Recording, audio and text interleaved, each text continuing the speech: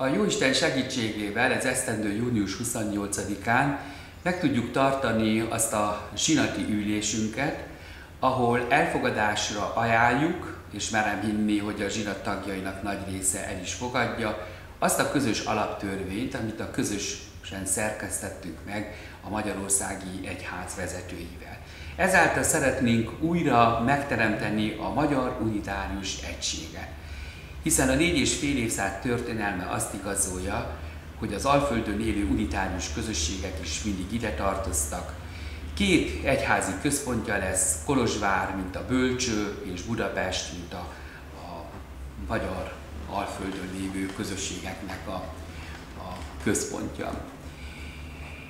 Ez a vágy és ez a kívánság a híveink részéről fogalmazódott meg az elmúlt 15-20 évben, nem is egyszer, hanem nagyon sokszor, és a lelkészi kar és az egyház lelkészi vezetői jogosnak is tartották ezt az igényt.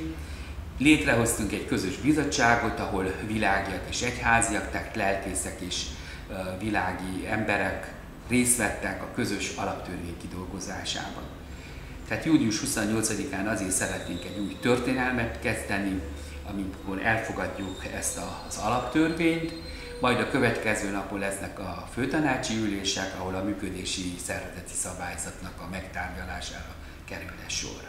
Ez ugye egy történelmi jelentőségű pillanat az unitárius egyház életében. Ha lesz szíves mondani néhány szót a jelentőségéről ennek a pillanatnak. Mindenképpen egy kimagasló pillanat, hiszen ha nézzük az elmúlt 50 vagy 100 esztendő viharos történelmét, azt látjuk ugye, hogy a mi kicsi egyházi közösségünk is darabjaira esett, és ezt szeretnénk revidiálni, kijavítani, megteremteni azt a történelmi egységet, amit az elmúlt évszázadokban az unitáriusság hordozott itt a Kárpát-medencébe. Ugye az unitárius eszme az itt született Erdélyben, itt tudott gyökeret verni, itt tudott intézményi egyházá szerveződni, és innen költöztek ki, vagy terjedt ki a Nagyalföldre, és az unitárius gondolat, ami egy pár gyülekezetet létre tudott hozni az Alföldön. Ha lesz szíves mondani néhány mozzanatát a különválásnak, ennek a történelmi mozzanatait röviden összefoglalva. Hát mindenképp az első és a második világháború az megrázkodtatta ugye a mi tájainkon is, keményen a közösségeinket.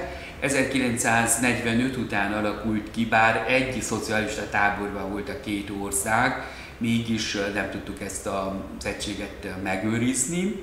Tehát ezért most szeretném azt, hogy egy szervezetben, egy működési szabályzattal tudjuk rendezni a dolgainkat, akár itt Erdélyben, akár a Magyarországon is.